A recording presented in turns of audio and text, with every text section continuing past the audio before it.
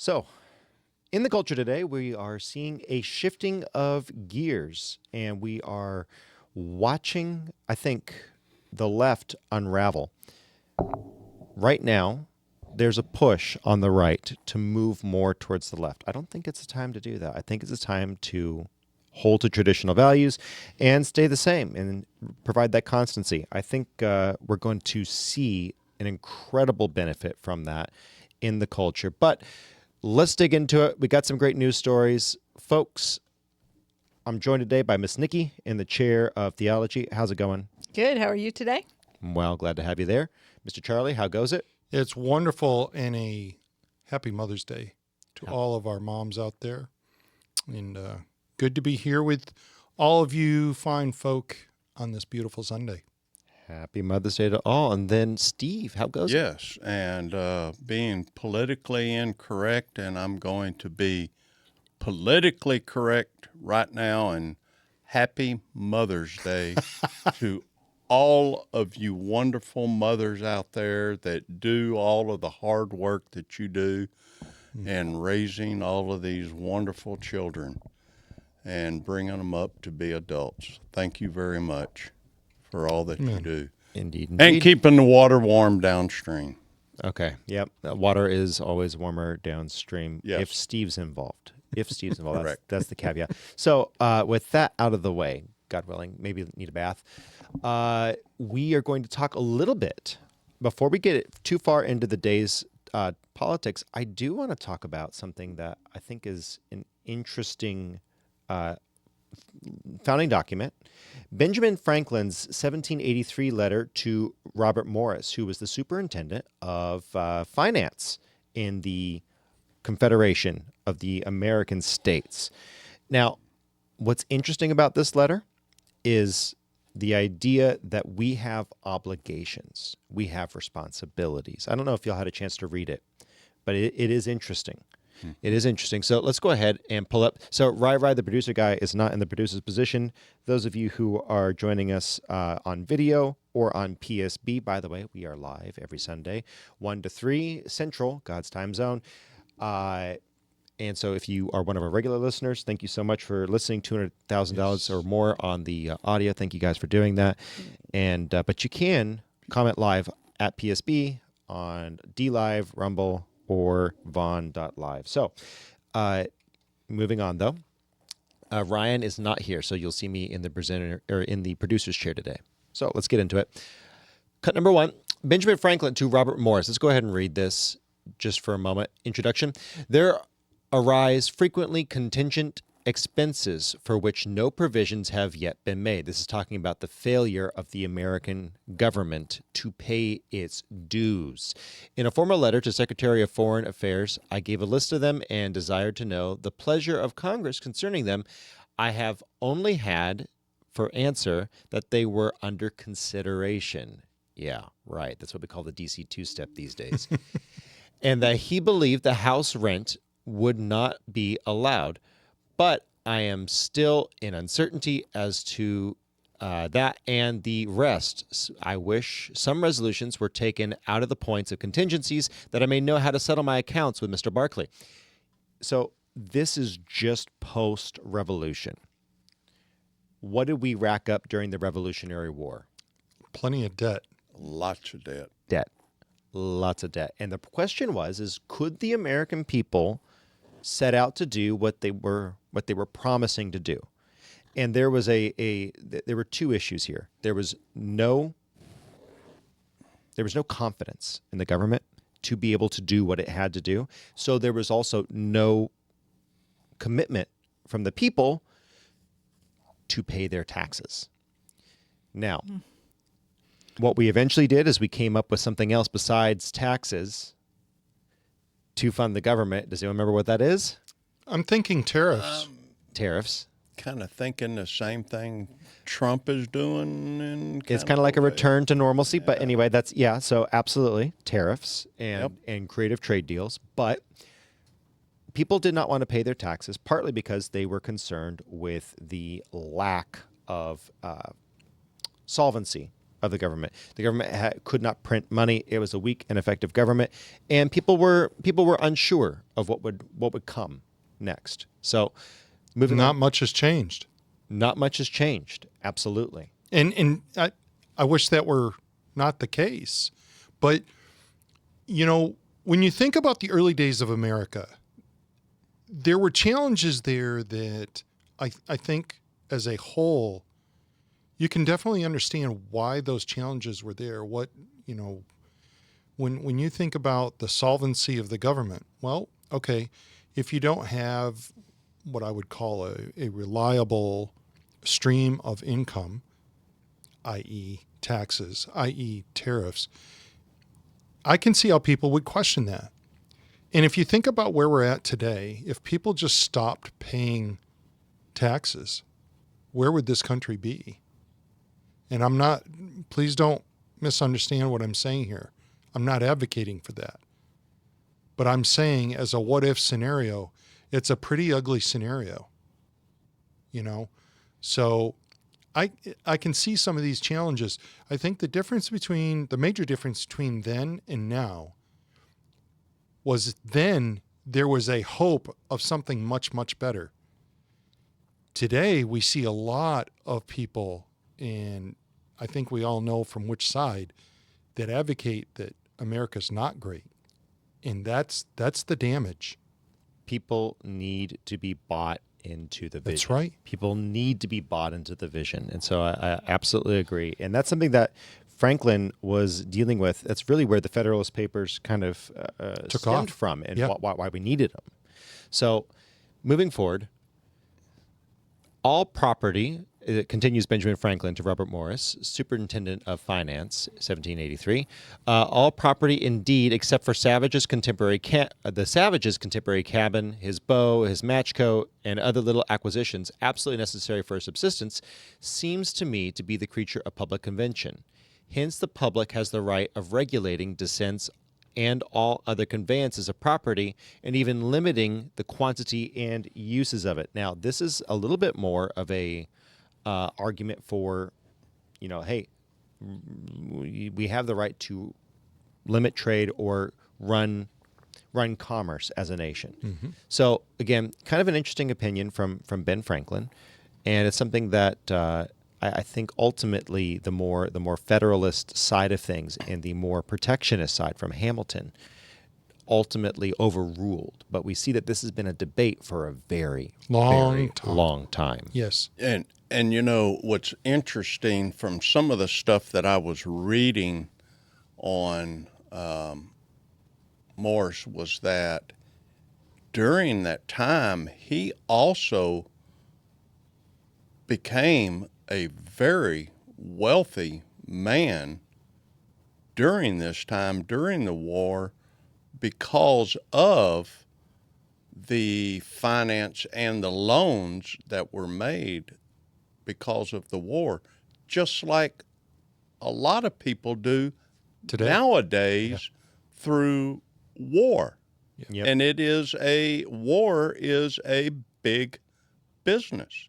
Mm-hmm. Whether it's during the war happening or after the war during rebuilding a country. You know, that's really One an of the interesting two. point because, when we talk about neocons today, there are some well-entrenched neocons within the federal government right now. And you have to wonder what this country would be like if we had more of a Rand Paul look or perspective. I'm not saying that Rand is exactly right on all his leanings or his positions, but I will say this. I think Rand Paul, he comes across to me as a person that's well thought out, and he's a protector of citizens. Mm-hmm. He does not want, so for instance, let's give one great example. He was one of the early ones that said no on the FISA thing. One of the early ones. And, when he started speaking out about it, I'll be honest, I kind of saw exactly where he was coming from, and I was leaning toward that. I did want to stop those that wanted to do harm to our country. But that's got to be weighed, because now if you think about it, what has happened to FISA? Well, it's been weaponized, number one. Number two, if you wanted to do away with some of that or all of it, would you be able to? And I'm going to tell you right now, the answer is no. Yeah. Even if you had Republican people that were in favor of it, it would be very difficult to get through the House and Senate. Well, the problem with giving the government power at all, as I believe it was Eisenhower found out, once you build the CIA, you can't to get really get through rid of it. The House and Yeah. Senate. Well, Yeah. Sorry, guys. That's all right. But I do think that Franklin does make an interesting point, and this is kind of a valuable lesson in who is voting. Yes. He said this: he can have no right to the benefits of society who will not play his club towards the support of it. Amen. I think that is 100% what we should be looking at when it comes to taxes. I think if you're on the government dole, you should not have a vote. That's my opinion. Well, I've always been of the opinion that welfare is a limited plan. It's not a lifetime plan. And I think you would change the dynamics of how it's looked at. People need a helping hand once in a while. They need a helping hand. We should be there to give them a helping hand. But we're not going to support you for generation after generation or for long term. But you know That's what? not- And I don't disagree with Yeah. that. The only part that I would add to that is that the responsibility of the federal government, or is that the responsibility of the local New Testament church? Totally. And let's in keep agreement something, with that. let's keep it biblical then. Because absolutely. if you don't Absolutely. work, you don't eat. You don't want to go out there and get a job, we're not helping you. Those who do not take care of their own are lower than an infidel. So that means that if you have the family steps in first Yes. to take care of family, and then if there's no one to take care of you, like Charlie's mother, she lives with us. She's lived with us for 8 years. Yeah. She's lived with us for 8 years. When his father passed away, she could have stayed on her own, but she didn't want to. And that's our responsibility to take care of her, you know? John Arthur, I don't know if you caught the article this week. A really, really good article written about Warren Buffett. And he said, I could eliminate the national debt like that.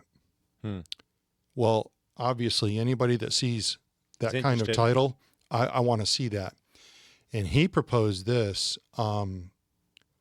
All federal employees, you get, well, Congress and Senate, when I say that, if you do not have a balanced budget, if you don't stick to the budget and you go into debt, you lose your pension, your pay is reduced or eliminated.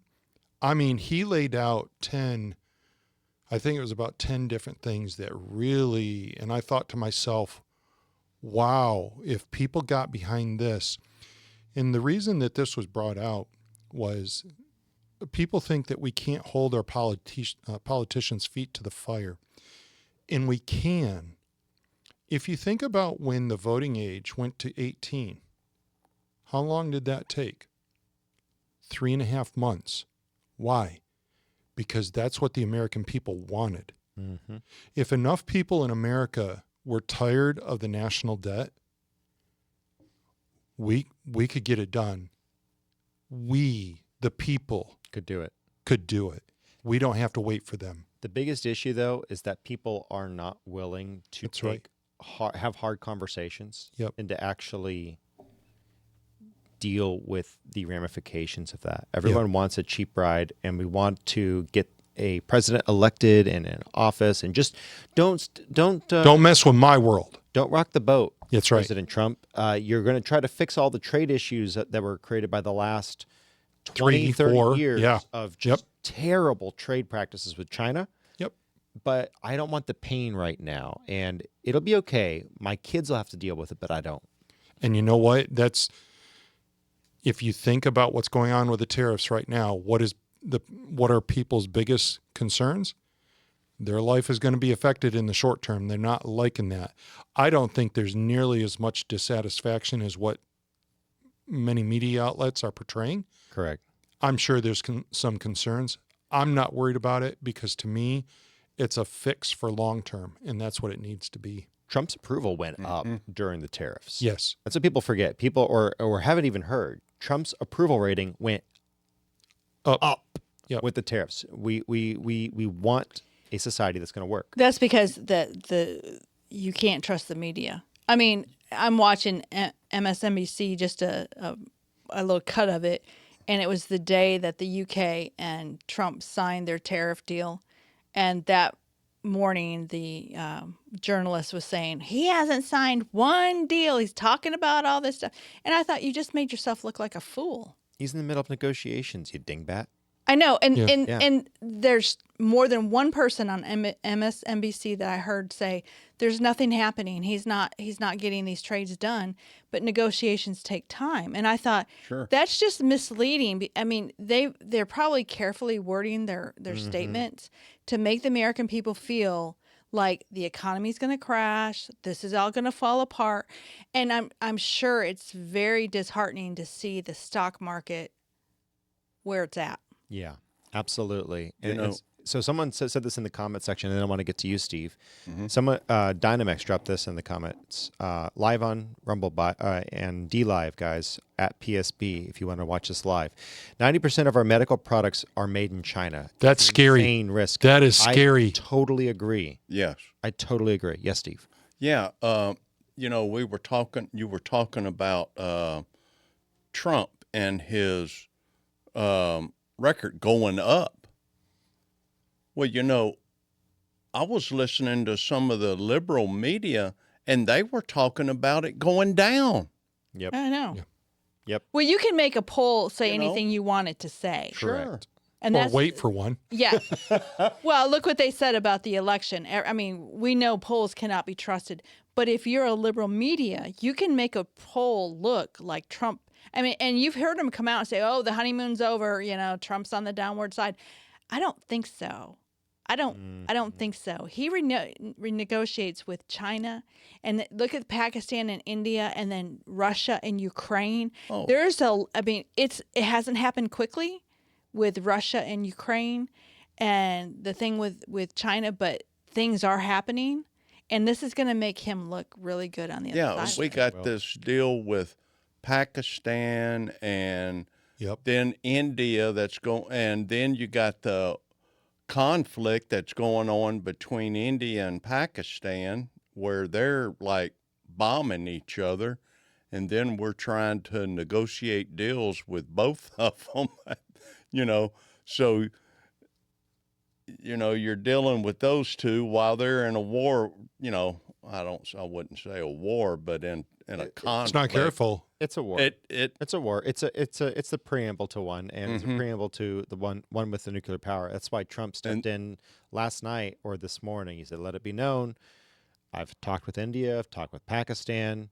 I'm gonna basically tell them they need to sit down and Get it figured out. And Figured that's out. what's dangerous. They're both nuclear powers, yeah." right next to each other. It could run us into a global thermonuclear winter if we're not careful. Absolutely. Correct. Well, and Trump. oh, Go Hundreds ahead. of millions. I lost. was just going to say, bringing us back to Ben Franklin, though, when you look at the challenges of finances, then Trump's facing different challenges. Trump is facing the challenges of debt that is stratospheric. There's no, it's hard to conceive being $36 trillion in debt. Can I say something kind of a little bit different than that perspective? Is that in the time of Benjamin Franklin, the nation was new and was not able at this point to prove the strength of the country and where we were going, if I can talk today. But so it's a newly formed country, and you don't have the unity that you need to move forward in a more comfortable way. So there's a lot there going on because of new growth. Does that make sense? Yeah, I think you and I are saying the same thing. Well, The challenges are different. You've adequately brought out, it's an issue of unity. How do we get people to commit to this? How do we move forward? Trump is not in that position. Trump's in the position of, we are a nation. We've been around for a long time. We know our place. How do we reset how the economics work for everybody? Well, and I will say this is I think what Trump has is that he already had one term and he found out what works and what doesn't. And so in the second term, putting the right people where that he needs to move forward to address these things, it's like, a second chance. Does that make sense? Yeah. Oh, yeah, most definitely. So I think what we see here out of Ben Franklin's plea to the superintendent of finance, Robert Morris, is we need to be as a nation credible. We need to do what we say what we do. Americans need to buy in to whatever the nation sets out to do. Yep. And we need to make sure that we as a nation move as a unit. But that's kind of the contrary of what the left is doing right now, where they're trying to open up and divide us. And, you guys remember Abrego Garcia. We talked a little bit about the whole new patron saint of the left.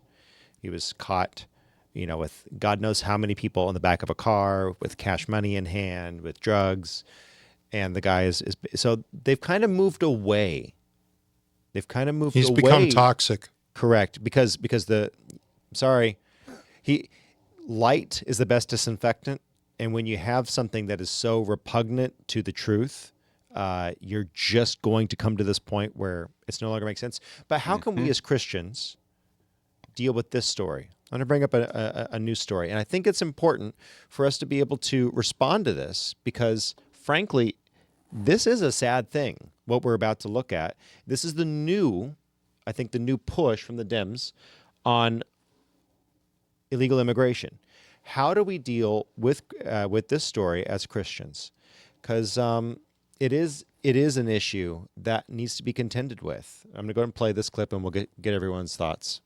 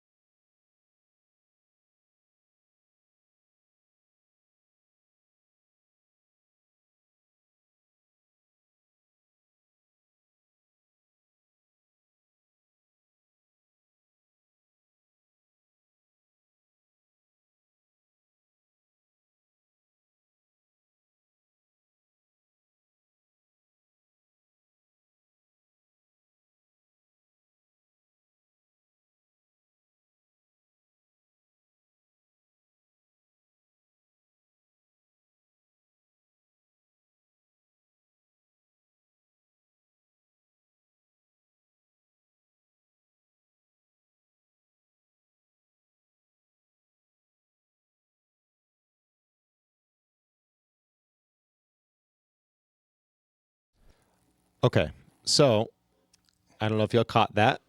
There were a couple things going on water there. to help me lose weight, my friends laughed at me. Oh, lady. But when they saw how fast I was changing, Run that they ad. started doing it themselves. This is why we have the premium, Apparently, thousands of women are already doing this. and every I don't know why we're not logged into it. I've tried losing weight at times, but We're going off sometimes the it's rails. difficult. It's gone. So let's. But I'll keep the water warm downstream anyways. So There are two primary things there that I think are a crime. People will say she's committed no crime. there's two things, but how do we respond to that? Because this girl was brought in when she was 4. I have a very strong opinion about this. Uh-oh. Yeah. Okay, go I ahead. do. Let loose. If you So are do I. this is the only country she really knows. She was brought here at the age of 4. Just because she's not a criminal. She may have that's a traffic violation does not make you a criminal. Okay? So in my opinion, I believe there should be some leniency for this young woman. I do not believe that ICE should have taken her and that she should be deported. This is the only country that she knows. She was brought here. You know, she didn't make the decision. She was brought here. But does that give her the right Well, to listen. be here? Because one more thing, her parents. She is the victim here. She No. Victim No. by no. Let me finish, Charlie. I'm sorry, she's not. Let me finish. The victim by whom? By her parents. 1. 2, she's an adult. Did she have the opportunity? This is where Charlie's going. Mm-hmm. Did she have the opportunity to get it right and get it Yep. cleared? Exactly. And yet she's gaming the system. She went, you don't go and get an international driver's license as an illegal alien and skirt the law unless you're she could have gotten an American driver's license. You can get those as an illegal. Okay. She could have gotten that. She had no desire to do that.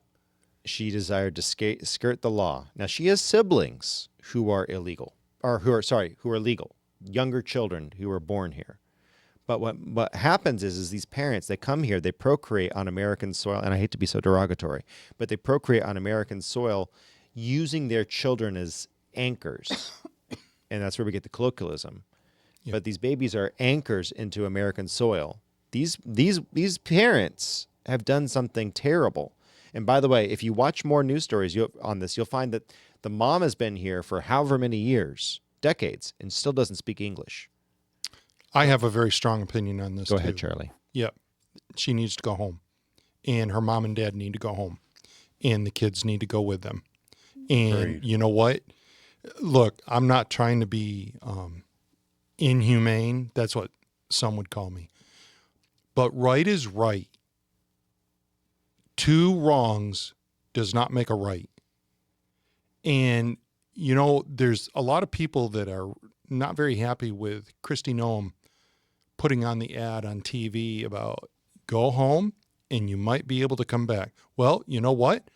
Go home and try to do things right. Correct. And I'm sorry, Nikki, I can give a little here, but in terms of not being a criminal, she broke the law.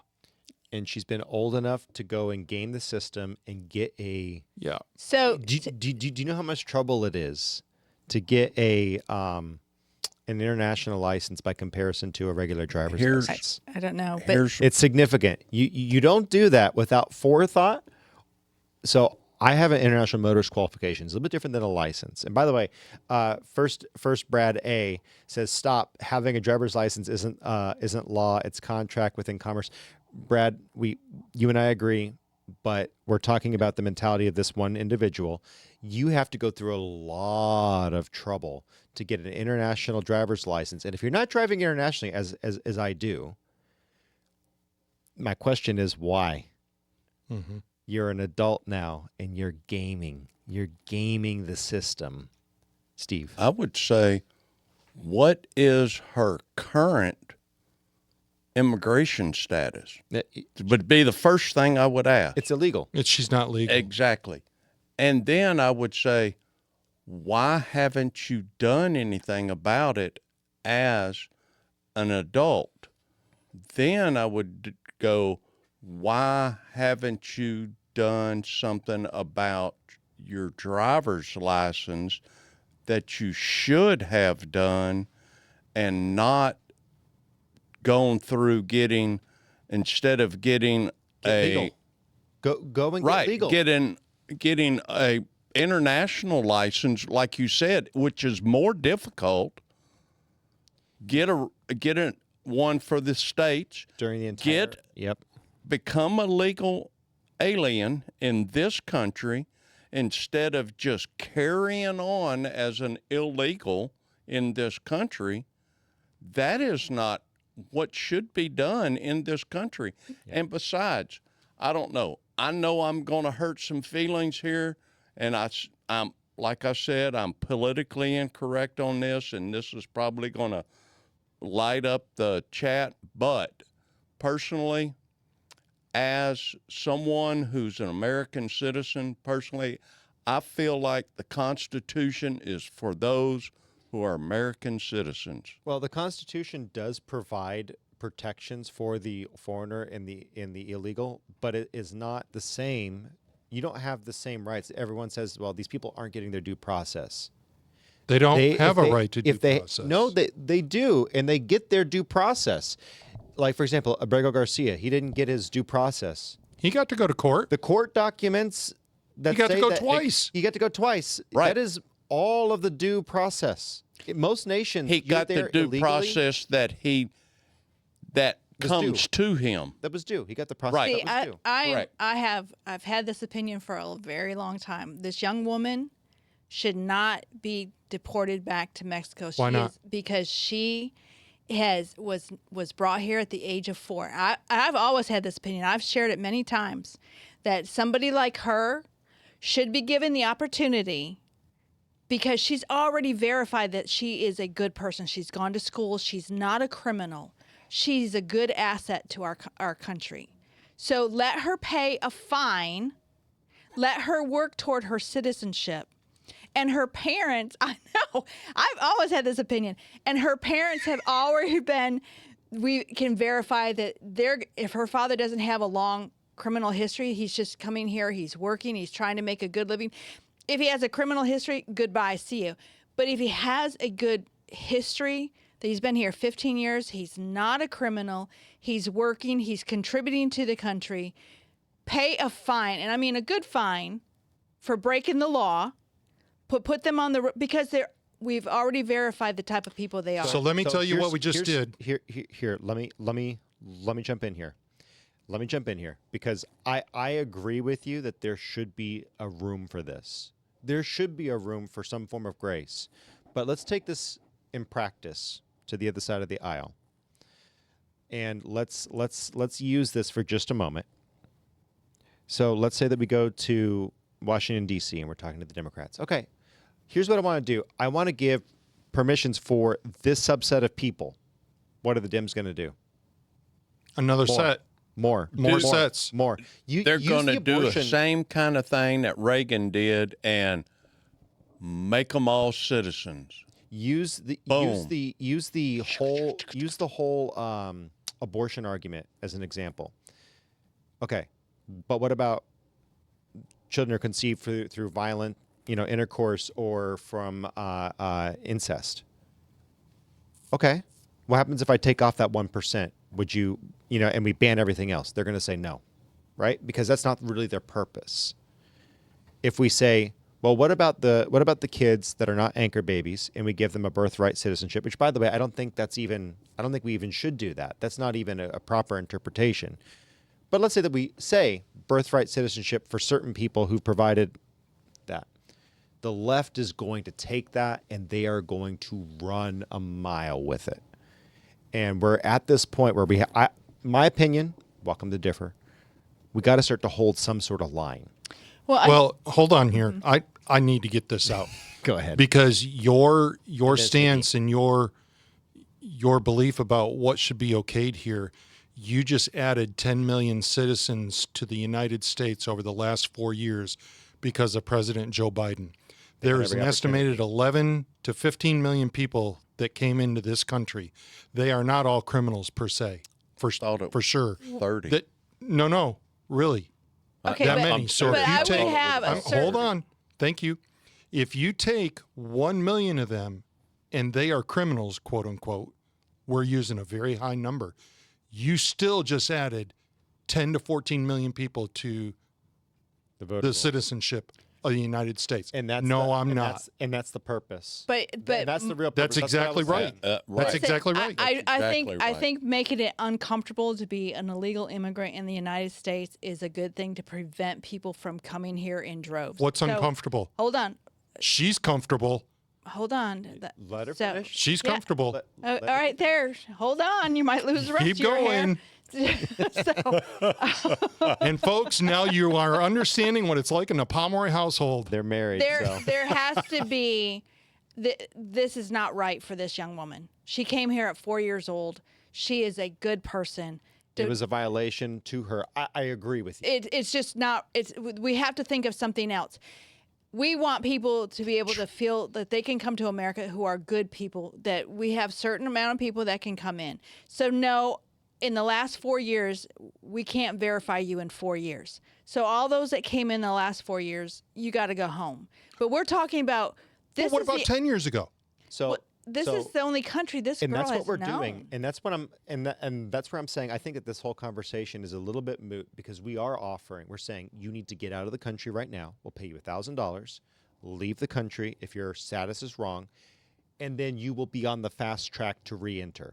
And I think that is the best version of this. It's going to cost, if they all did it, it cost us something like $11 billion. Cheap. And then we'll reconsider. And we'll look at your school records. We'll look at your work records. And then we can evaluate you on a case-by-case basis. But the fact that she was violated by her parents, I'm going to use that word. Her They're parents- the ones that put her in that position. Her parents absolutely screwed her. They absolutely screwed her. They have no regard for her. And then we as a nation, we have laxed our border. And so we need to... But we messed up too as a country. Yes. We Yes. messed up way back. We opened did. up the borders. We made it too comfortable for them to come here and live, and then now to do this is. But I'm not but saying the not to have knowledge- compassion for her, but We need to have compassion. yes, But yes, that doesn't mean allowing amen. every single one of these people to be here. She had every opportunity. So this comes from Michael J. She could have become legal while she was here. She had Absolutely. time. And I agree with you, Absolutely. Michael. She had every opportunity to. She had opportunity to go get an international license. So when we split and someone says don't split hairs, illegal is illegal. I think that hearkening back to the Benjamin Franklin letter, I think we do need to say America is kind of culpable to an extent by all the Democrats who run and created this promise. We need to say, you guys, no more coming in. You can, you're reaching your fingers for the cookie jar, for the citizenship cookie jar. Watch it. That lid shuts. And if your fingers are in there, you're going to get them broken. And it's going to be bad. So there needs to be a breaking of some fingers in the cookie jar right now. I think the best path to fixing this issue is allowing all of those that are here illegally and have to go back home to sue Joe Biden. I think so. You know, That's who they need to sue is Joe Biden. That's for sure. I totally, one thing that's totally agree. scary about a lot of these people that have come into the country is that it's not just a large assortment of people. And what I mean by that is the sexes of the people, but majority of them are military age men. We've got a lot of hardened criminals coming. That's, something you think about that. Military age men, the majority of them that have come in. And then you look at the idea of foreign operatives. Someone dropped this in the chat, and I totally agree. This is why you have to say this is an issue of American sovereignty. There are wombs for rent in some nations, Yes. like China, Yes. Yeah. where you can marry someone, birth a child on this side, and now you have citizenship and you have a reason to stay. It's one of those things where if someone gets shot because they're the girlfriend or boyfriend of a gangster, we have compassion for them. But they put themselves in that situation. If we have a drug raid and a child gets shot, we don't stop drug raids. That's right. We blame the horrific parents, and we say we're going to minimize that. And there's a way to minimize that, I think. Yes. I think we can minimize that, and there are ways that we can kind of work around it. I think Trump's solution of $1,000, get on the short list, come back. $1,000, get on the short list, come back. I think great. that is very graceful too for a lot of people to self-deport so that you may come back one day. But if we have to deport you, Yep. You know, The one, I'm sorry, Steve, go real ahead, quick. Charlie. For people that don't know, Nikki's probably one of the most compassionate people that you're going to meet. So it's not surprising for me to hear her have a position like this. The one thing that I want to make sure we understand, though, is that the reason the anchor baby policy, quote unquote, has become popular is because of that compassion. It's been taken advantage of.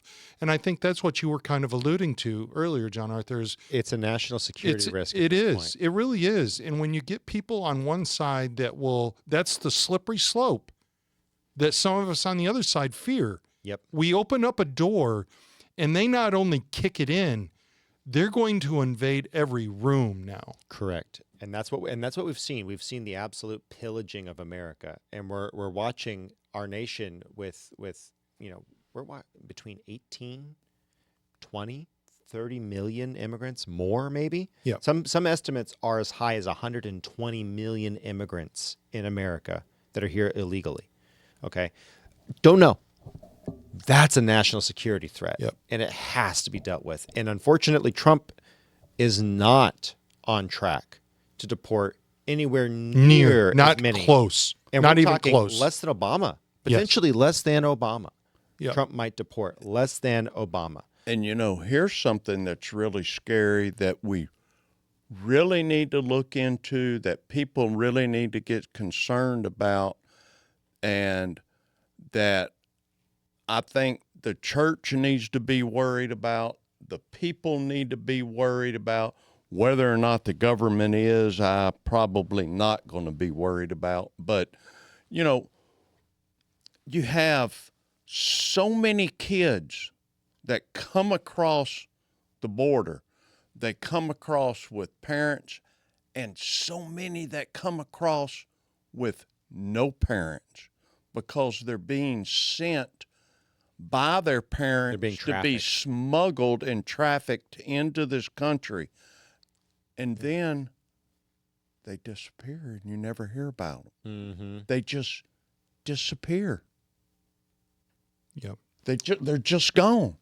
Yep. and I wonder. What happens to all of these kids, man? Well, and I wonder if there's somebody behind that, some darkness behind that, because Correct. Absolutely. if it's it starts on the other side of the border and they get these kids over here by themselves, and then which I can't even think about it. So Absolutely. And there needs to be something that needs to be looked into on this. And what are we mostly being worried about is a lot of other things, and being distracted by whatever.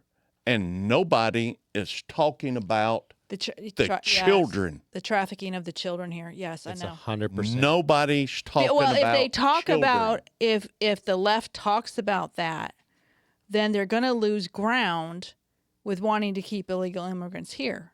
They can't talk about that because then it brings up alarms. Well, maybe we need to do something. Correct. It's an interesting topic. Yes, and it it's going to is. be interesting to see where this ends up while Trump's in office, because he's made it clear what he wants to do. Absolutely. Absolutely. So sorry about that, guys. If you're watching on video, I'm trying to get a couple of things done here. But with that said, let's move on to something that I do think is very, very relevant and on the note of trafficking. Is and it human- going to be as fun as that topic? It's going to be, I think, a little bit more fun, honestly, in kind of a gruesome and horrid way. But you're looking at this. If you've been living under a rock, you've missed this. If not, you probably saw this. Live Action Ministries actually came up with some very, very good We start today undercover with an reporting work. original, exclusive, and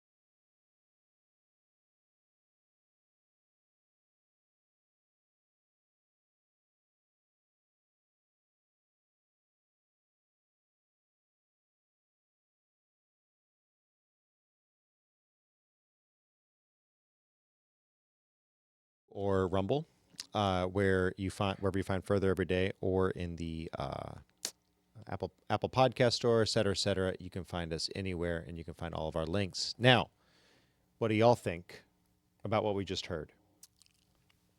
There's one quick thing that comes to mind. Realizing that many of our listeners and watchers may not live in the state of Texas, it's important to understand how your state sees an adolescent, a young person, an adult. At what age? This is true.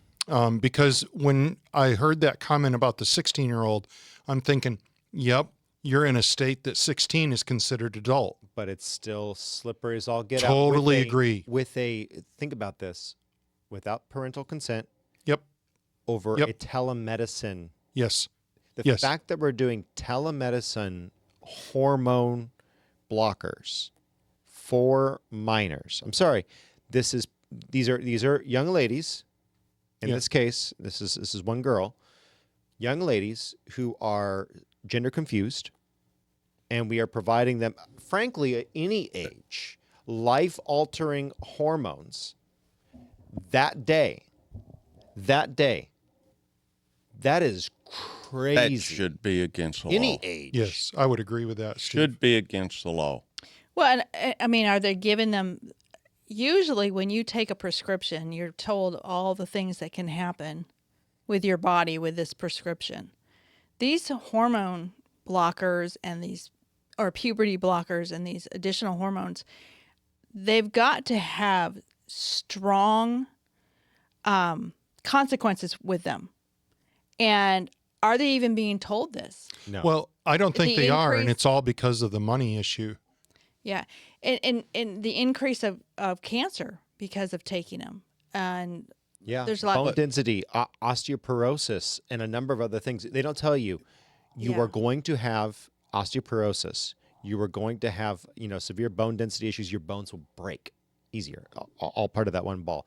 You're going to be a constant consumer for life, expected between 0.8 and 2.5 million dollars worth of care for your transition they over should- the course of your life, depending upon how far you go. Yeah, and they need to tell them the high rate of people that transition back. Correct. The detransition movement has been totally overlooked. It's very and they are not being told that you might be suicidal, but you can go through all of this and 10 years down the road be in the same suicidal mind that you are today. I don't believe in gender affirming care at all. I do believe that somebody who is gender suffering mutilation. from gender confusion needs help, but let's get them some going to a psychiatrist or somebody therapy that can help bring their mind into agreement with their body. We don't want to manipulate their body to come in agreement with their mind because their mind can change. which That's is really easier. well You got Yeah. you got these girls that have gender dysphoria, and they're wanting to change their go through this problem here that they've got. Then they're wanting to take testosterone on top of gender dysphoria, which also creates Mental issues. more of a mental issue because women are not designed to have testosterone in their bodies. It's not done. Correct. And They're not. It's not for them. it causes damage. It's steroid use, and we used to Correct. understand that brings you to an early death early on. And so Oliver says, "There you go, splitting hairs again. Anything trans is a no." We agree. Point being this: there is a real epidemic in our nation. We're talking 2% of the population is confused, very confused. We can ignore them, or we can try to help them with their spiritual need. And I'll speak from personal experience, anecdotally and also rapid onset gender dysmorphia as defined it from that one lady at Brown University, I believe in 2014, maybe it's 2018, where rapid onset gender dysmorphia was brought out. Someone could bring up that study for me if you see it. Before that, 90% statistically of those who were LGBT were abused. And whether that's, sexually or just physically by parents. I have a really good friend of mine died in the lifestyle. Family dynamic was terrible. I have a really good, he could no longer reconcile male and female dynamic. That relationship was broken. One of my good friends in theater, flaming homosexual, he was raped every night by his older brother from the day he was 13 moving on until he left the house. Okay. These people have severe harm that's been done to them. They need Jesus and they need healing. We don't need to cut them new holes or cut off old ones. We don't need to give them gender affirming care. We don't need to mutilate their body. We have to deal with the spiritual issue. Yeah. Otherwise, you have a hurt, bleeding, and dying person. And I say dying, not without cause. You look at the individual that goes by Scott Nugent on X, was in that documentary by Matt Walsh. Scott Nugent, again, I don't know the lady's original name, lady to man attempted transition, has a infection that never heals with the fake, forgive me, if you have kids in the room, mute for 5 seconds in 5, 4, 3, 2, 1. A fake phallus that's stripping skin off of her arm. Okay? Now you can unmute. That wound will never heal and constantly has her in the hospital for sepsis. And the thing is, that will kill her early. It'll kill her because your early. body is not designed to constantly do that kind of thing. And just as this is a thing that I don't care to take medicine all the time. Some people will quickly take medicine for something. I'm not that kind of person. Why? Because that's not what your body was designed for. And eventually your body's going to fight against it. That's why we have an issue with antibiotics now and people rejecting them. Why? Because they've been given so many over the course of their life. So now when they really need it, guess what? It doesn't work. Yes. And so Michael J. drops this in the chat. It says, without recognizing the spiritual, this will go nowhere. Amen. We totally Amen. agree. We totally agree. That is 100% correct. It is a spiritual warfare issue, and it is a pagan gods issue. You look at so look to the work of Jonathan Cahn. He did a lot of research, pulled up old pagan myths. Matt Walsh, God bless him. I think Matt Walsh is amazing. He's done more for the culture, moving the needle, than anyone else. He's wrong about one thing. He says this has never happened before. He says that this transgender thing has never happened before. It happened many times right before civilizations died because they fell into hedonism. And I was having this conversation with someone who was trying to share this with someone from the LGBT movement, really good friend. She was saying, the person responded back to her, hey, you can't blame the fall of Rome on LGBT. Not blaming the fall of Rome on LGBT.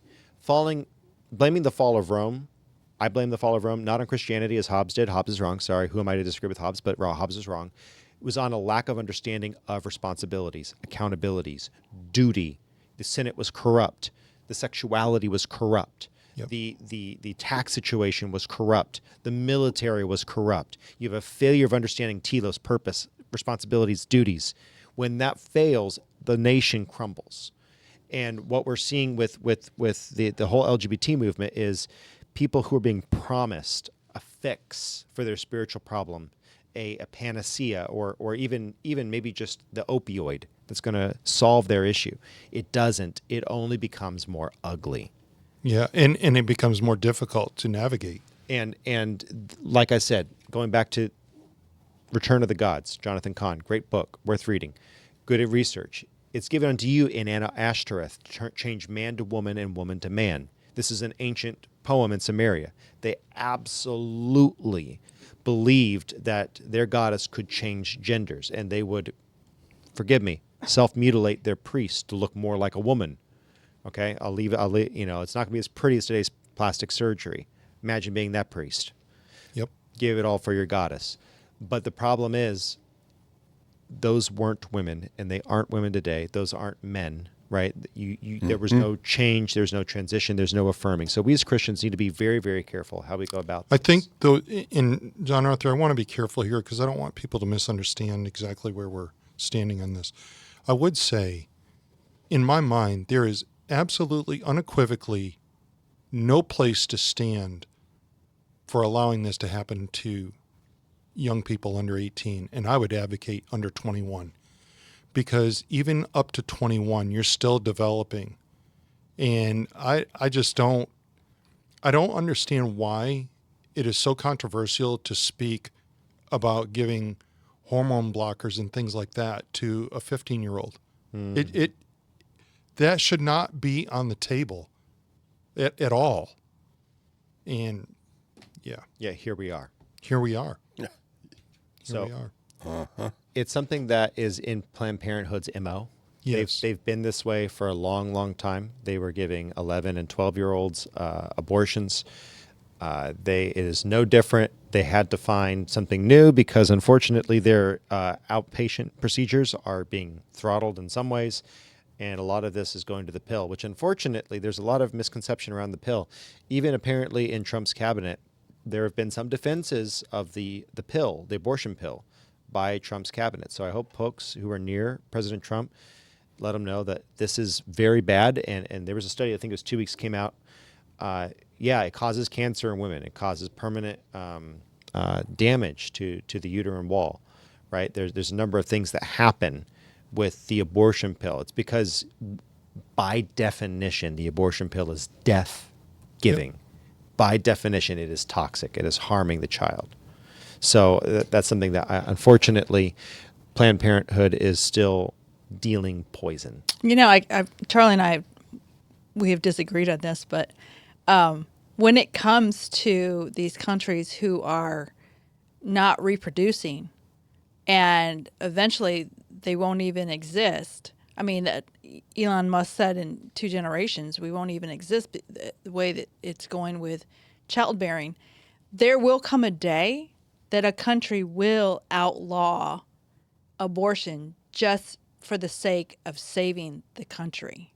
It will be outlawed.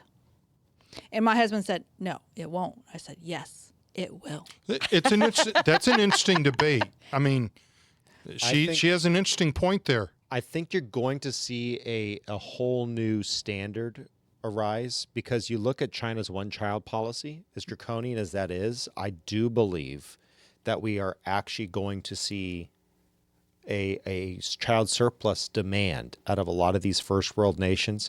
And that's the issue with feminism. And I'm so sad to see what's come of feminism. The idea that staying home with your kids is somehow bad. It's in raising them. I'm not saying being some woman who sends her kids off to school and then lounges around and maybe does 2 hours of work. I'm not talking about that. You can argue whether or not that's a waste of someone's life. Maybe. What you can't argue is a woman who homeschools her kids, who takes them to appointments, who maybe she doesn't homeschool her kids, but she does other things during the day, right? That is not a waste of a life. No. Making a home Couldn't agree more. is not a waste of a life. And I'm so sorry that feminism is taken that way, and it's taken away opportunities from men, because now you've doubled the workforce and it's changed the price and value of labor. Yep. So it's a depopulation thing. Abortion is, and so is this pill. Yep. So Do you know, they did, Putin was in an interview one time and he said, because they don't allow homosexuality in Russia. And one of his comments was, we need babies. mm-hmm. We need babies. That was what he said. Now, I think there might be some religious, because he does have his own Orthodox religion that he does. So I'm sure there's some religious, something behind that. But I just thought that was interesting that he said, we need babies in Russia. But what is it that Trump has said that he's okay with if this comes up? Paying for babies to be born in the U.S. I was looking at providing a natal credit. Yeah. And I think there's something. I think there's something to that. I think it's good. Yep. I think children in and of themselves are a good thing. There's a benefit and a value. Now you can squander that good thing, But Can we backdate it? yeah, you got 5. Mr. Trump, could I have my money? Yeah. So, by the way, happy Mother's Day again on air. Thank you. 5 kids? 5 Beautiful children. kids. How many grandkids? 83? Yeah. No. Our 13th and multiply. Yeah, our 13th grandchild is due in July, and our 14th grandchild is due in November. Whoop, whoop. All right. Yes. There you go, Praise God. Charlie. Right on, brother. Praise God. Speaking of the LGBT issue, there's a question about our new pope. We don't know. We don't know what he's gonna say, what he's gonna do. For those of you who are not on Pope Watch, let's kind of see a little bit of what's happened this last week.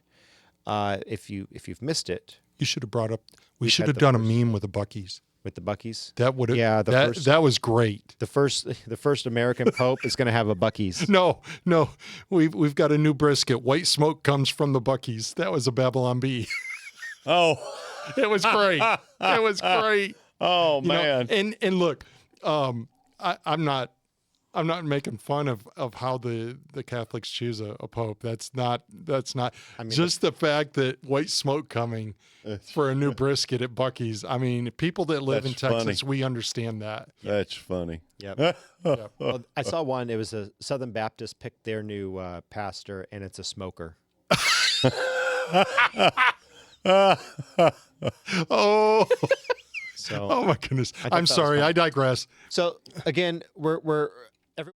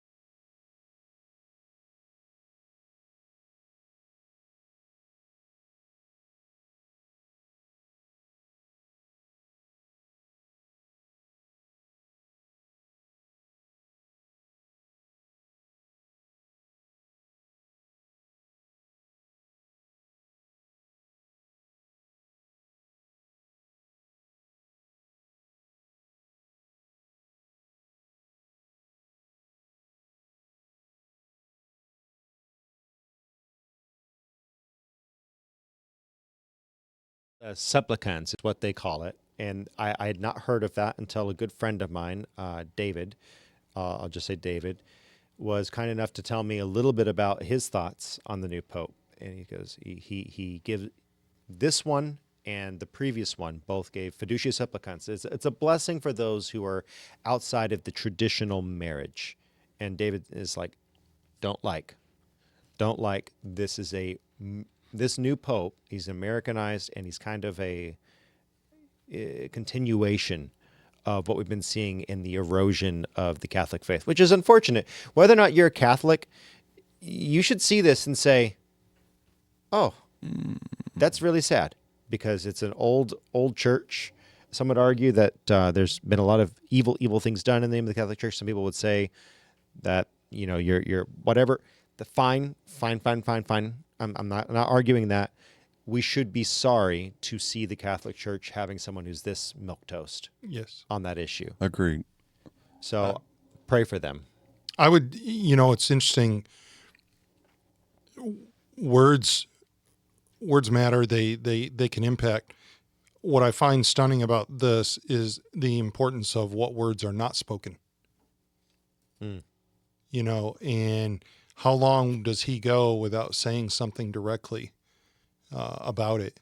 And it's going to be very interesting. The other thing too that I think is important, if I could word it like this, I love the fact that God does not change. Amen. He is the same yesterday, today, and forevermore. That's what the Bible says. If we live our lives, if we live our culture, if we live our politics in a way that changes, maybe what we should do is back up and just kind of take a closer look and see if we've gone off the rails somewhere. And I'm being somewhat vague there, but I'm purposely being vague because this applies in so many different areas, not just in terms of LGBTQ, but beyond. And I don't care what faith you belong to. Mm-hmm. If God is the same yesterday, today, and forevermore, and we're changing, we might want to look at things. Correct. And so that's what I've been saying for the past month or two. Orthodoxy is good. I'm not talking about Greek or Russian Orthodox specifically and their ideas. I'm saying sticking to, not tradition, truth. Amen. Being orthodox to the truth. That is a big deal in this world, in this time. People want truth. And it's not the time to look more like the world. It's not. We need to start to hold the line. So I pray that even though, again, I don't agree with the idea of the magisterium, the way the Catholics have laid it out, I believe, that they have the idea that the tradition of the apostles was handed down to Peter. The tradition of the apostles was handed down. But again, you see, there's some church fathers. We think there's some splits, some ideas. We even see this at the first council. What was Acts 15 all about, Charlie? Oh, there's a lot of debate about doctrine. About doctrine. It was the first council of the church. Yep. And who was the aggressor? Who was the problem child? Peter. Mm-hmm. So again, the magisterium, I don't think it is an absolute thing the way that they do. And unfortunately, that's led to a lot of focus on the papacy. And I think the papacy has largely failed and fallen. So I'll tell you what, you bring up something really interesting there. Maybe what would be good for us to do later this year is get into the church councils that have been held over time. Yeah. Hey, guys, tell us. Right now, we're doing some early American history. If you would like us to do some church history, leave that in the comment section or in the chat. If you'd like us to do church history, we've actually done Bible studies on translation, on the origins of translations and where all of your manuscripts come from, the way that God's provided for his inerrant inspired word, and also some early church father history. If you'd like us to go through some of that, we could definitely go through that and some of the difference between the Latin and the Greek traditions of manuscripts. That'd be a lot of fun. Yep. So we'll rely on you guys to say, but Miss Nikki, do you have any thoughts? Steve, either of you? Well, the question that I always ask people when they want to look at lifestyles that are not the traditional family lifestyles, there's nothing new under the sun. And in the United States, we're a young nation compared to a lot of old countries over in Europe and Asia and the Middle East. And my question always is, where are the countries that have not embraced traditional family unit? Mm-hmm. Why don't we have any countries or societies that have been functional? Why that have this fall apart? Yes, and I am trying to be very polite in how I'm saying this, but every country has the traditional father, mother, and children. They don't have alternatives. There's none that have a history. And yet, if you're born this way, and especially if you believe in millions of years, you would have societies that have already been established that are practicing these alternatives, but you don't. Correct. And that should put a big question mark, because the Bible has not been around for millions and millions of years. And not every country embraces the Bible, but yet they still embrace the traditional family unit. Correct. And so any nation that has, like we said, has embraced hedonism and putting things in holes that don't belong, that's where we'll go with that, sodomy. If they embrace it as a culture, they've lost purpose, they've lost reason, they've lost their ultimate goal and desire, and they've lost their responsibility. They're now focused not on producing the next generation to take care of the society that they created, but rather they're focusing on the moment and self-pleasure. Yep. And that's really where the failure happens. Yes. Right. I don't think there's any value whatsoever in focusing in on that. And to that note, there is another story I want to bring up. It's just an interesting little video. And I wanted to kind of pop this out there because I was scrolling X and I saw this. And I thought it was tragic, heartbreaking even, to watch this 53-year-old woman describe her loneliness. And I just want to talk to y'all real quick. And here, in the chat, how do you guys think the culture has failed this woman?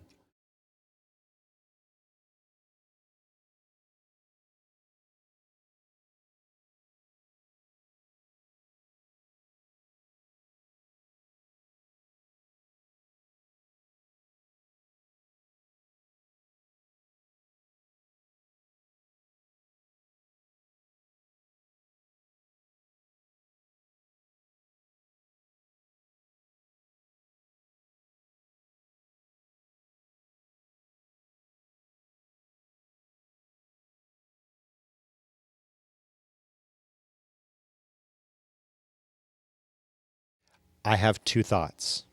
I have two thoughts. This woman, I don't know her story. I don't know her history, but she looks like she's well off. She looks like she's educated. She probably went to school. Don't know. But if I had to guess, she had to go to school, or she decided to go to school. She decided to build a career. She has no kids. She has no husband. She has no family. And then number two, find my person. Charlie and Nikki, do you find your person, or do you kind of make your person? Do you make your home with somebody? Are they like a handbag that you put over your shoulder, or is there like something more than just it being your person? It sounds like a Yorkie. Yeah. Well, my heart aches for her because this sounds very genuine. There's a couple things. Nikki and I have been married for 40. What is today, Steve? 11th, The 11th. May Okay, 11th. so in another week. 2025. Okay, in another week, it's 41 years for us. And All right, dude. Congratulations. let me tell you, To the same woman. to this boy, thank you. Yes, she's been able to put up with me. Hold on. What happened? But Nikki and I, when I think about that video, Nikki and I, we live that. We live the coffee together. We live the hand holding. It's not uncommon to see us holding hands walking into the store. It's not.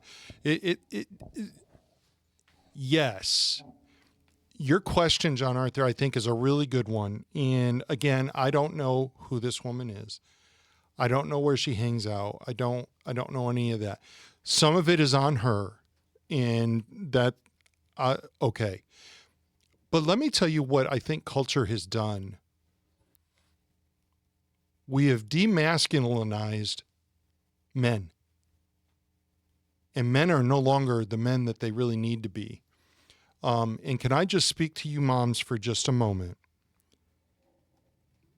Yes, there are times when your husband is going to act like he is not compassionate about your kids, i.e., They fall, and he says, "Get up," and you want to go over and kiss the boo-boo. Nikki and I are different about this. Get up. Get up. I don't care if you're bleeding. Get up. I think we need to go back a little bit more toward that, because what we've done is we've made our males wimps. Weak. Agreed. They are so weak. Agreed. Now, don't get me wrong. I'm not saying not to be compassionate in the right moments, but what I'm saying is this. We have made males weak. I think when you look at Nikki and I, and we've known each other for 43 years. We have known each other a long time. And, you know, we have learned a lot about each other. There's things that she doesn't like about how I handle things. There's things I don't like about how she handles things. But we still immensely love each other through it all. And sometimes it's what you make of it. It can happen. I think about arranged marriages over in Eastern countries. Well, I'll bet you it's not always roses and whatnot there. I'll bet there's quite a few thorns, because when you're placed in that kind of situation, you're gonna figure it out. Mm-hmm. You have to. And It's a different mindset. it is a different By the way, mindset. arranged marriages are 97% successful. But there is a different mindset. They're raised with a different mindset. I talked to a young man who was thinking about telling his mother to arrange a marriage for him, and we were talking about it. Now, he actually found his wife before his mother did that. And so he was saying that when you have an arranged marriage, the parents are very involved. Yes. So when there's problems, the parents involve themselves to help with the younger people to solve it. But you go in with a different mindset. You go in with, it's not about, oh, do I feel love for this person today? It's a commitment. Yes. Yeah. Very, very different. And I have a lot to say about what this woman is going through. And I know a lot of women and a lot of men, they're lonely. They just can't find that right person. I will say that I do think society has caused a lot of this. Yeah. Correct. Women Yep. are being raised that you don't need a man. Mm-hmm. Okay. Oh, man. There is Good nothing words. wrong with being a strong, educated woman. Okay. I think that's biblical. Proverbs 31 woman. She was very smart, intelligent. She was a businesswoman. She also was a mother and a wife who was very well respected, not only in her home, but in her community. But when you're raised nowadays, you are taught as a woman that a man is like an anchor. You're not taught anymore that men and women work together and that a man is a protector and provider, because that would make you weak.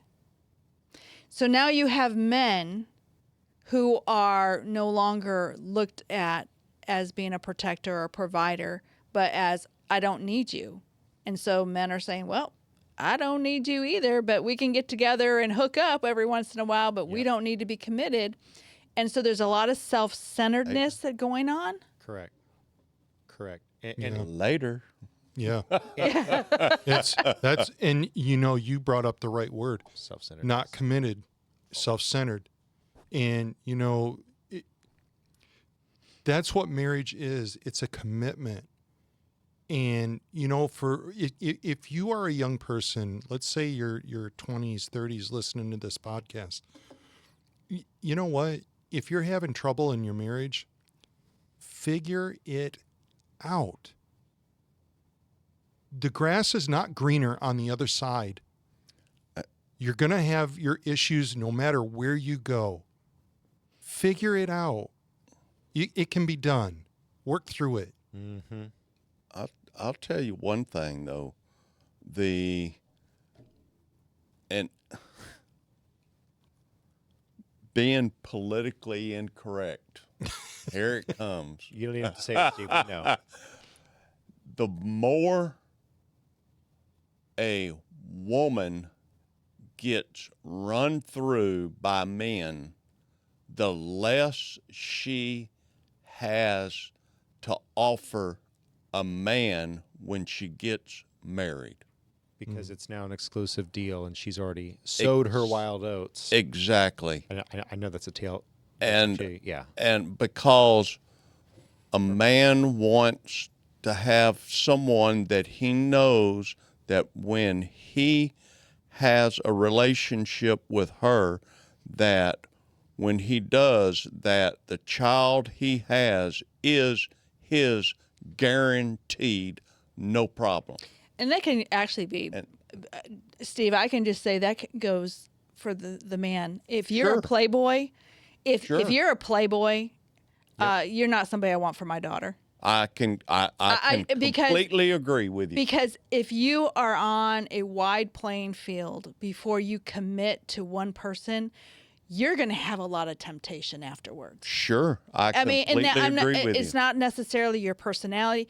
It's just a normal way of life. You've had if you've had a big playing field, it may be more difficult to stay faithful I would agree with that. to one person, So I would- whether you're Statistically- male or female. Statistically, you are less happy the more partners you have, man or women. Mm-hmm. But women, But- it is significant. Let me finish. It is significantly harder for women to be happy once they've had more partners. Men do really well with one partner. Okay. And there's kind of a convergence on that. But all that to say, less partners is better regardless of gender. Yeah. But Yes, Steve.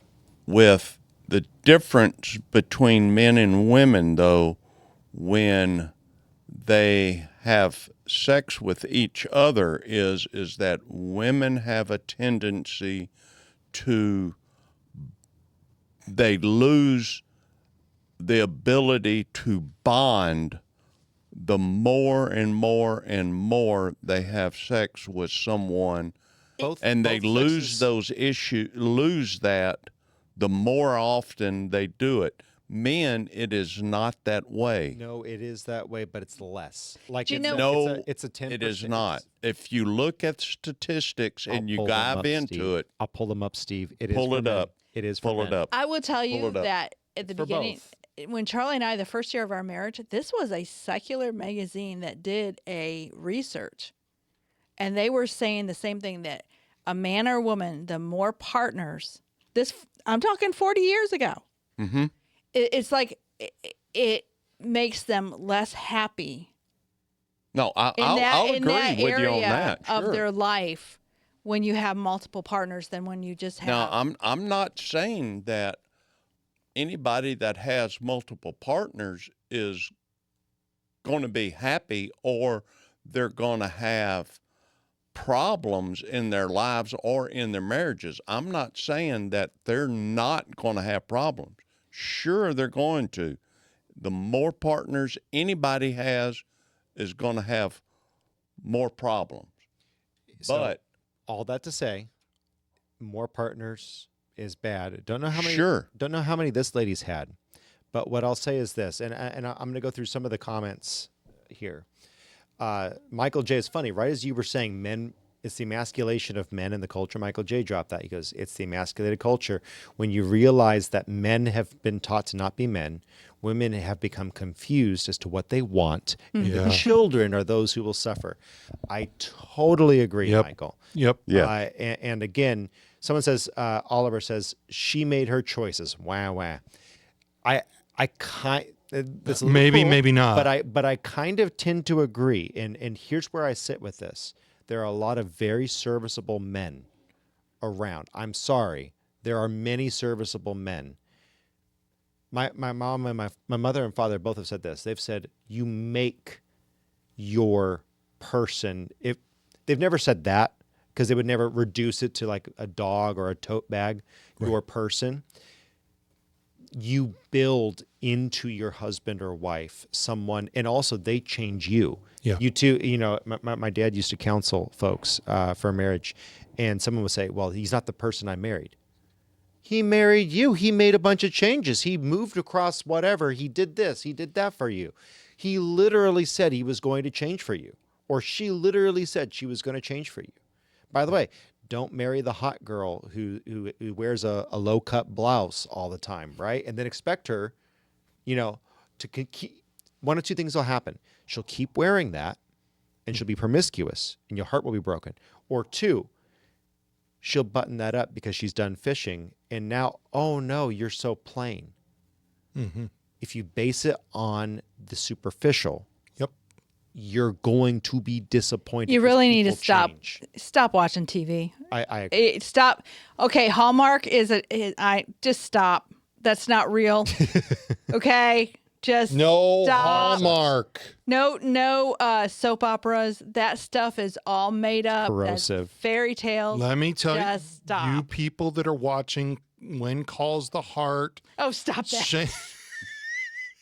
It's corrosive, man. I'm sorry. Some of that stuff is just corrosive. We're the having idea that and some of it's fine, right? But here's where I really have the biggest issue. And Winston, who's been on this program before a long time ago, I know what he would say. He would say, "This is a case of fairy tale princess syndrome. She is so busy waiting for her prince to come that she never realizes that A, she's not a princess, doesn't deserve a prince. B, no prince exists." Not Boy, what that's- she's thinking. That's a really interesting thought that he would have there. And I would agree with it. Yes, yes.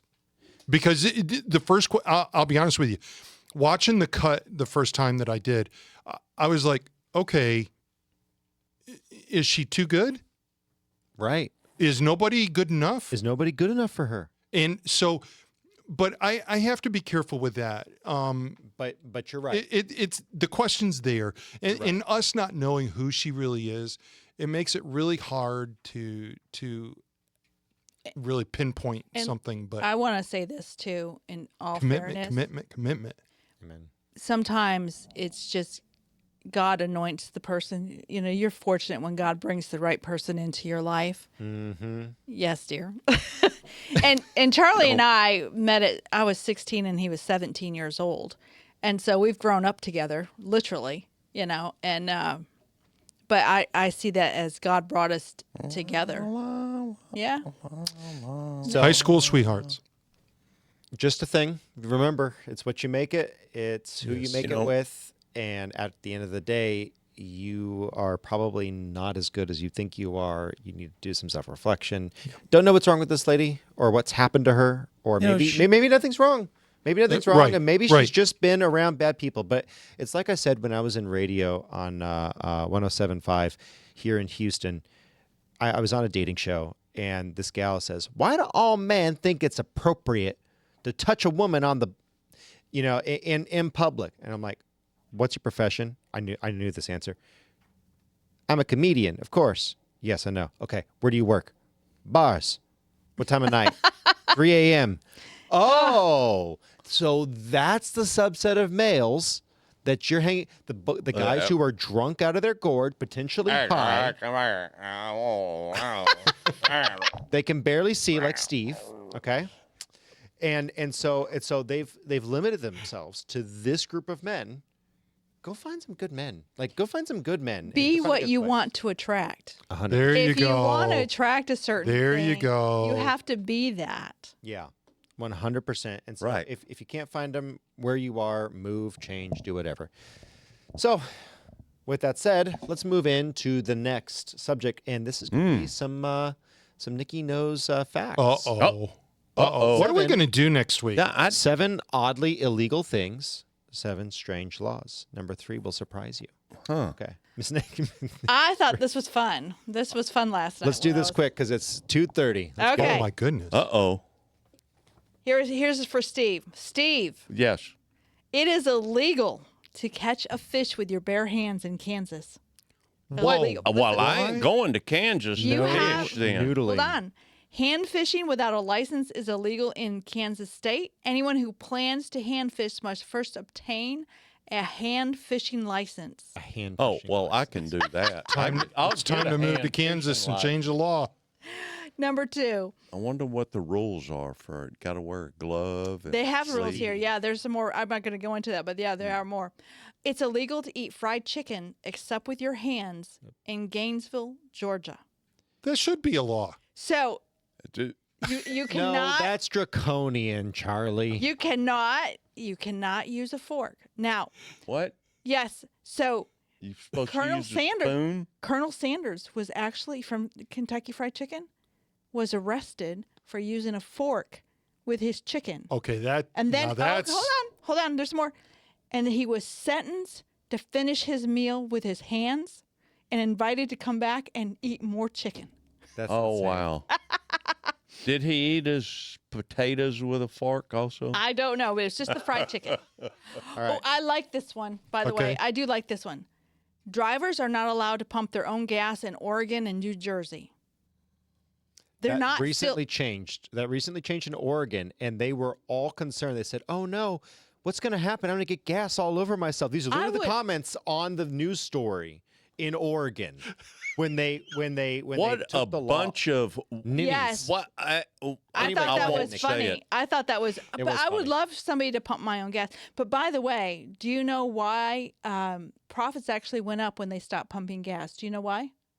In the didn't gas have station. to pay this. They the didn't have attendants. anybody to pump the gas? No, people had to go into the store to pay for their gas, and when you went in the store, you bought more items. See, if I'm sitting in my car and you pump my gas and do everything, and I don't get out and go in and shop, That was a win-win. see, so that Well, there you go. So I saved Well- money on the attendant, and I Okay. improved profits in the store. So Wow. here's Hey, one. good idea, If you huh? go to Devon, Connecticut, it is illegal to walk backwards after sunset. Man, I have no comment. No comment. that is my favorite thing to do after sunset. Here's the next one. It is in North Carolina, illegal to sing off key. Now, here's some background. Here's some background. If you're planning on singing in North Carolina, you should strongly consider taking voice lessons.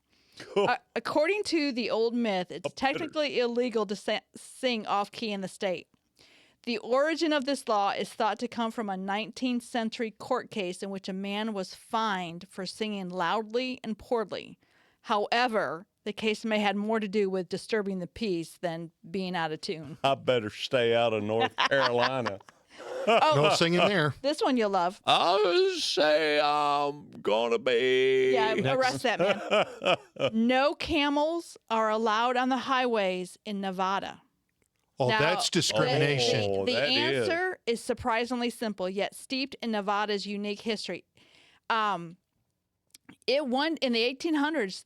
Camel traffic actually became a genuine problem. Yes, you read that right. Before automobiles dominated the Silver State's roadways, these humped mammals were a mode of transportation, creating enough of a nuisance to warrant specific legislation. And just to kind of find give a that little further on this, if you've never been to Nevada and done some sightseeing out there, you won't understand that. But Nevada is a very heavy mining state. Okay. Ever rode a And- camel? What's that? Ever rode a camel? I have not.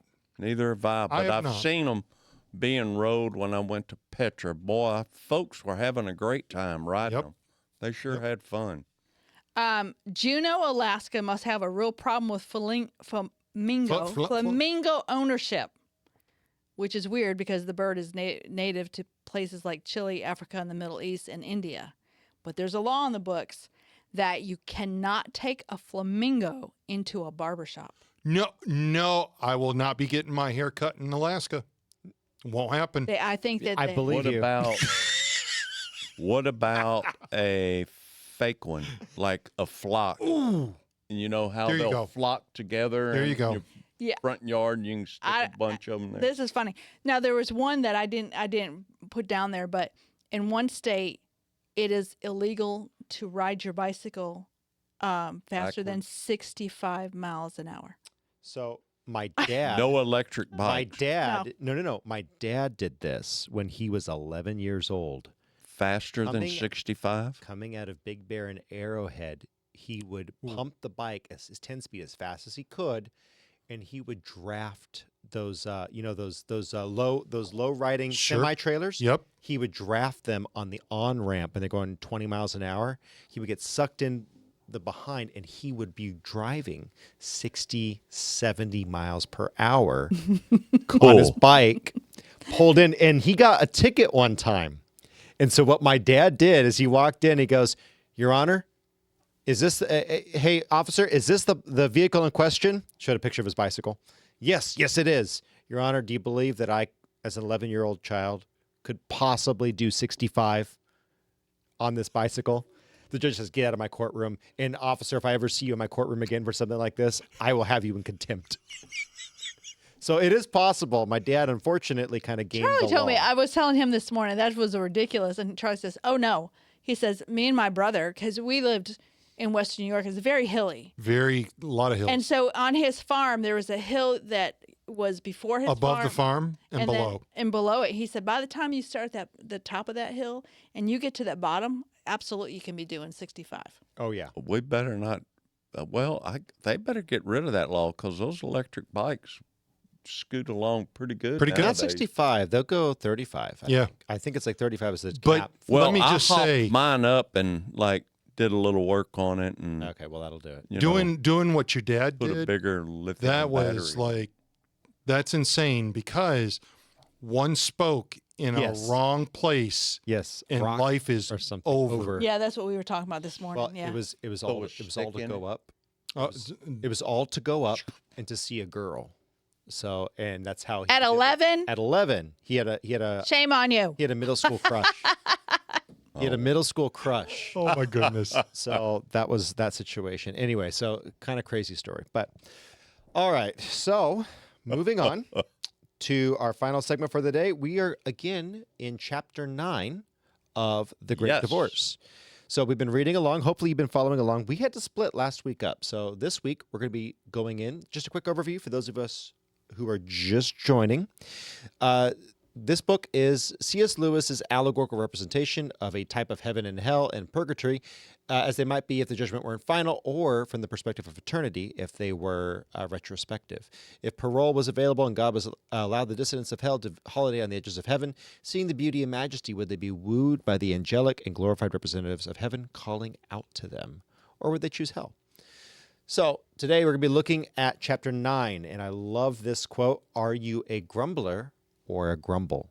Oh, What is left of the human soul when God disappears?" So let's go ahead and get the quick summary of the chapter. This part of it, it's a long chapter. Very.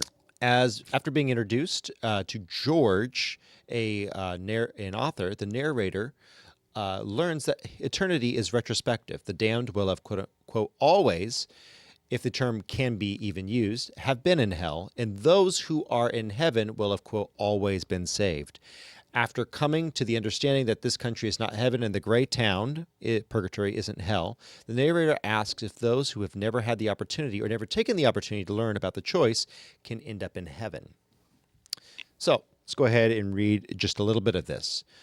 So this is the narrator to George, the author. This George is courting him in this endeavor here. But what of the poor ghosts who never get into the omnibus at all?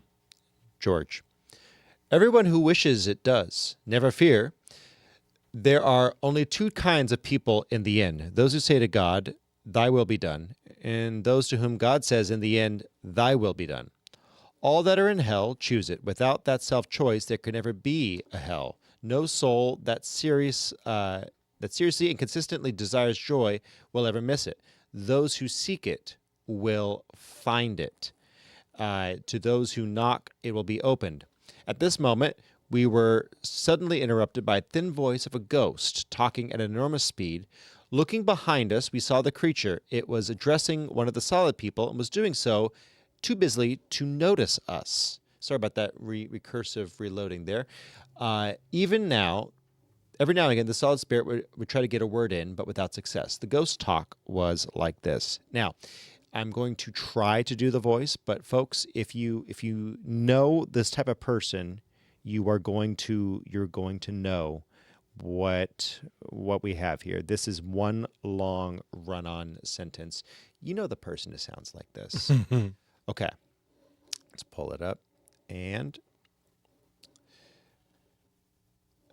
Oh, my dear, I've had such a dreadful time. I don't know how I ever got here at all. I was coming with Eleanor Stone, and we'd been arranging the whole thing, and we were here to meet at the corner of Sink Street. I made it perfectly plain that I knew, or because I knew that she was like this. And if I told her once, I told her 100 times, I would not meet her outside of the dreadful Marjorie Banks woman's house, not after all the way that she had treated me. That was one of the most dreadful things to happen to me. I've been dying to tell you, because I felt sure you'd tell me I acted rightly. No, wait a moment, dear, till I've told you that I'm tired of living with her. And when I first came, it was all fixed up, and she was to do the cooking, and I was to look after the house. And I did think that I was going to be comfortable after all that I'd been through, but she turned out to be so changed, absolutely selfish, and not a particle of sympathy for anyone but herself. And as I once said to her, I do think I'm entitled to at least a little consideration because you, at least, you guys are getting the point, this type of person, the archetype that Lewis is painting out of your time. But I oughtn't to be here for years and years. But of course, I'm forgetting you don't know that I was murdered. Simply murdered, dear. That man should never have operated. I ought to be alive today. And they simply starved me in the dreadful nursing home, and no one ever came near me. And the shrill, monotonous tone, or whine, died away as the speaker, still accompanied by her bright patients at her side, moved out of hearing. What troubles ye, son? Asked my teacher, George. The narrator. I am troubled, sir, because that unhappy creature doesn't seem to me to be the sort of soul that ought to even be in danger of damnation. She isn't wicked. She's only a silly, garrulous old woman who has gotten into the habit of grumbling. And one feels that a little kindness and rest and change would put her all right. So here Lewis is asking the question, are there some people who are going to be in hell who are good people, what we would call a nice person, a good person, someone who doesn't deserve eternal damnation? Any thoughts, Charlie? Yeah. So to me, when you look at this from a biblical perspective, the answer is unequivocally yes. For a reason. For a reason. And, Yes, it all what? comes, yes, there will be people in hell, even though they're quote unquote nice. Yep.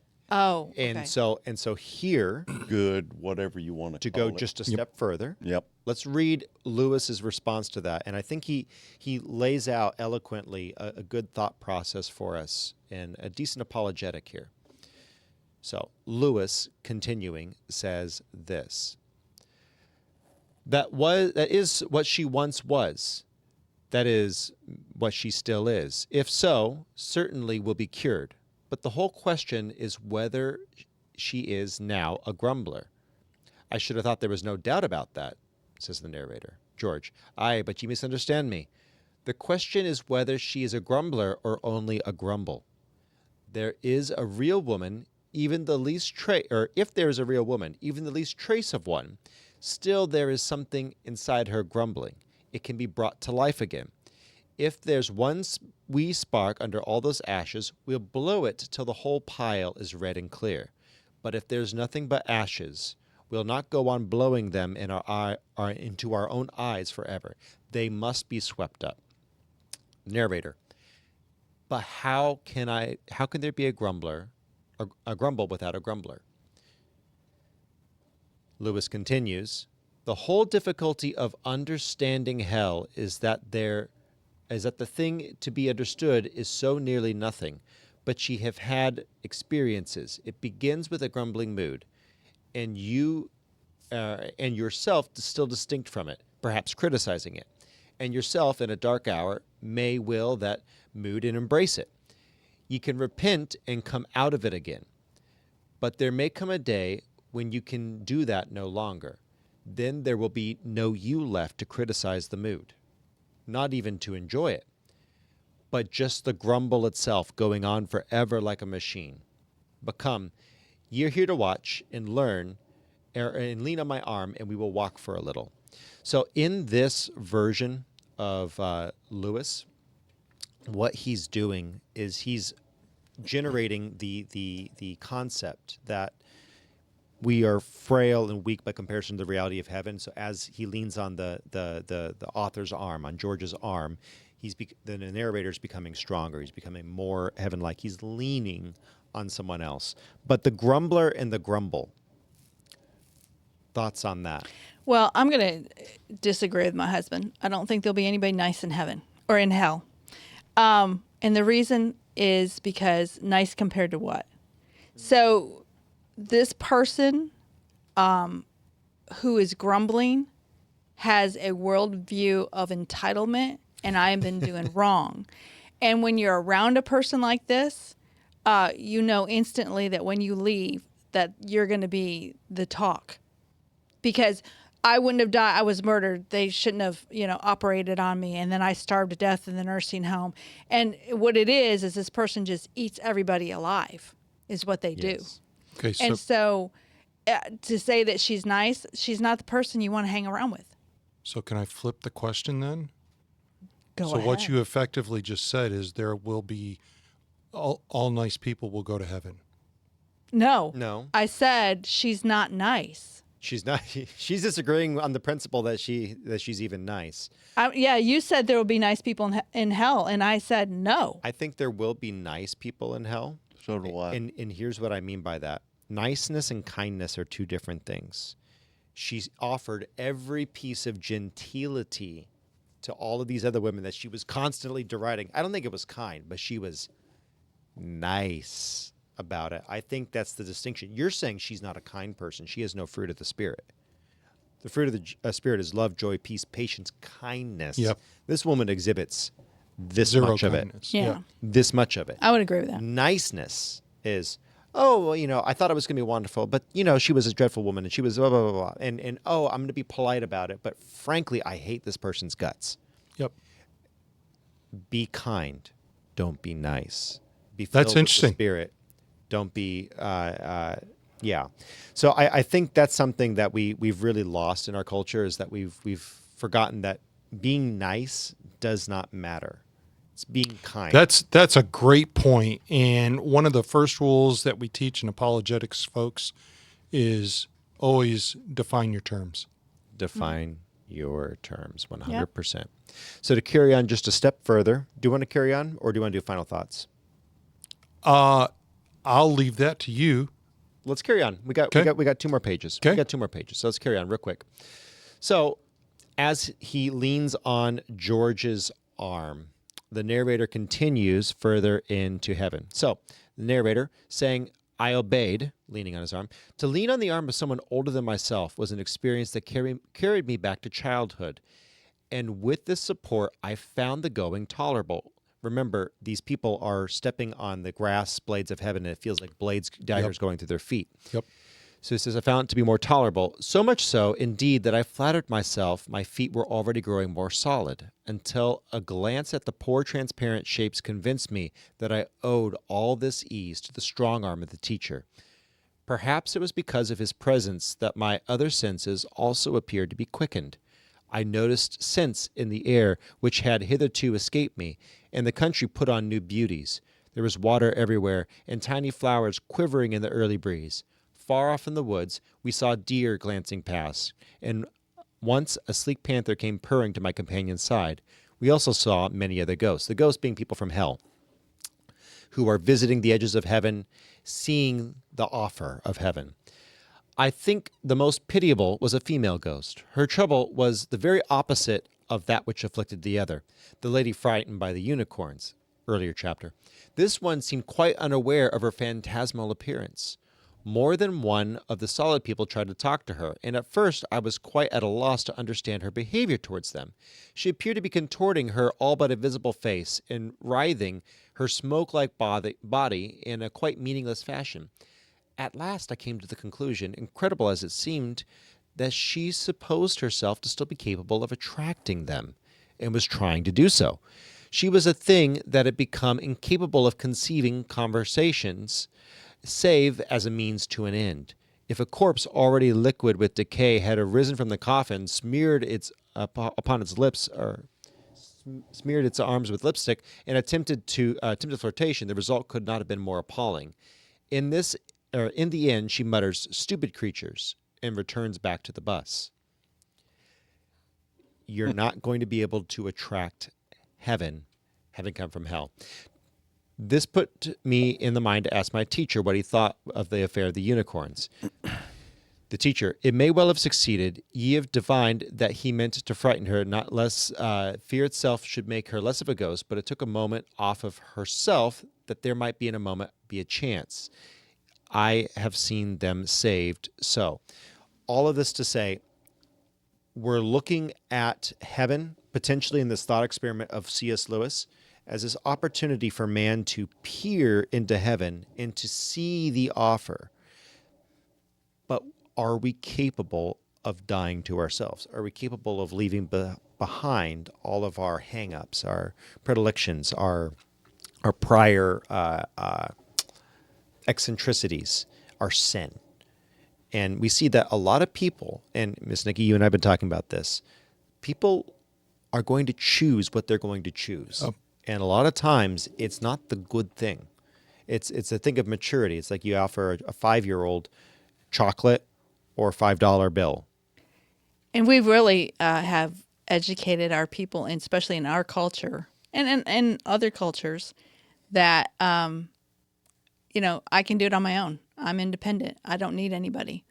And I really believe that when you make your choice, now we don't believe in purgatory, but I believe when you make your choice and you die, you would make, even if you were given an opportunity, I think you'd still make your choice. I don't think there's not going to be a single person in hell that wishes that they were in heaven. I would agree with that. I can see that. And you know, when you, I think that's probably the most stunning part about the chapter. It's that issue of the decision. And, you know, I go back to the rich man and Lazarus. I was going to say, you have to go back to the Bible always. Yep. You go back to the rich man and Lazarus, and it's very clear. He said, "Go tell my brothers, bring Lazarus into hell with me. Go tell my brothers." But he never talks about the state of his own soul. Yep. No. He says, Right. "Here, drag Lazarus to hell for me, so I can have a tip of it, Yeah. tip of water touched to my tongue. Put Lazarus through that. Oh, but don't allow my brothers to fall into what I've fallen into." He never once speaks about himself. Yep. So again, I think that's a sad thing. Final thoughts for the day, Miss Nikki. Well, I do like the fact that we were, of course, I like the Great Divorce.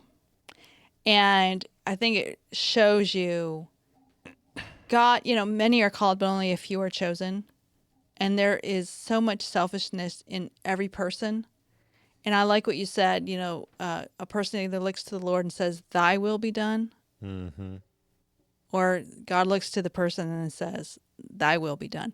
And, you know, the absence of God is true darkness. And we talk about the Bible about fire, but when you talk about the absence of God, that's even worse than fire. Eternal damnation. Charlie, final thoughts. I have to go back to our young lady in Georgia. You look, right is right, wrong is wrong. Let's do what's right and not put people in a bad position. And by the way, mom and dad, Shame on you. shame on you. That shouldn't have been done. Yeah, I have to go back to the same thing, but what I'm talking about is, you know, God, and I hate talking about this, is that all of the little kids that are coming over, They're man, being brought over. It just disappoints me so much that there's not been somebody that has taken a look into what is going on, because there are way too many children that are missing. Yeah. They're unaccounted for. Trafficked. They've been And they're trafficked. being, that's exactly right. And they're being trafficked by somebody. Yeah. And so there's a real good question there. What's really happening? And right? and that's exactly right. And either the government's involved or somebody high up is involved, and they're not wanting to point it out. That's it. That's the thing. So, final thoughts. Totally agreed. Final thoughts from me for the day. Just remember, we do have responsibilities. We have obligations as Americans. We have rights, freedoms, but we also have responsibilities and obligations. Like Benjamin Franklin said, if you want to be part of the club, you have to pay the dues. If you have not paid the dues, you are not part of the club. Correct. And there are ways to pay those dues. Guys, there are those of us who are very blessed and fortunate. Privilege is a real thing, okay? I am privileged to have been born here and to live here. And I am not ashamed of my privilege. Privilege is a good thing. It is a blessing from parents, and it can be a curse from parents, like we see with this young lady who's probably going to be the new voice of the pro-immigration movement. Guys, the battle is not over. They are shifting gears. They are changing their martyrs, their saints, and they're also changing their game plan. Planned Parenthood is still at it. At the end of the day, we're going to have to make our decisions. As for me and my house, I will serve the Lord, said Joshua. That is where we need to be as a culture, as a people, and we need to be ready to go ahead and actually serve our God in that way. And again, remember, God doesn't need you for evangelism. He wants you. There are people, to Miss Nikki's point, we don't believe in purgatory here, but there are a lot of people with near-death experiences. They experience hours, sometimes days, or even weeks of time disassociated, to be absent with the bodies, to be present with the Lord. But how long does it take to be absent from the body? That's where Lewis is playing. Okay, I think there's an opportunity for God, and we've shared in this program testimonies of people coming back from the grave having been saved. That's possible. So God doesn't need you. He wants you. Amen. Go out and be a part of God's work this day, whether it's the cashier, your friend, or someone on the street. Be about sharing the gospel.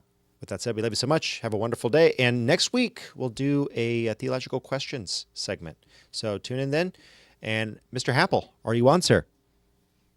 Yes, Jonathan, I am. Thank you. And we're ready to go. And I see my guest is on, Mr. Dennis Young, and we're going to be